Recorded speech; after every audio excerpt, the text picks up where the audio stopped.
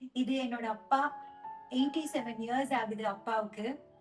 அவங்க ஒரு உலக புகழ்பெற்ற பாடலுடைய ஆசிரியர். எனக்காக இறைவா, எனக்காக இடர்பட வந்தீர் எனக்காக அப்படிங்கிற கிறிஸ்துவ பாடல். இன்னைக்கு அப்பாவுக்கு 54th வெட்டிங் ஆனிவர்சரி. அம்மா எங்க கூட இல்ல. பட் கடவுள் நம்பிக்கை இருக்கிற எல்லாருக்குமே தெரியும். இறந்து போற ஆத்மா கடவுள் கிட்ட வாழ்ந்துட்டே இருக்குன்னு. சோ அம்மா கடவுள் கூட இருக்காங்க, எங்க கூட இருக்காங்க. நாங்க சின்ன பிள்ளைங்களா இருக்கும்போது அம்மா அப்பாவுடைய வெட்டிங் ஆனிவர்சரி தான் எங்களுக்கு சிறப்பான கொண்டாட்டமா இருந்துருக்கு. சோ இந்த நாள்லயும் அப்பாவுடைய 86 இயர்ஸ்லயுமே கூட அத டேட்ட கூட அப்பா மறந்துட்டாங்க.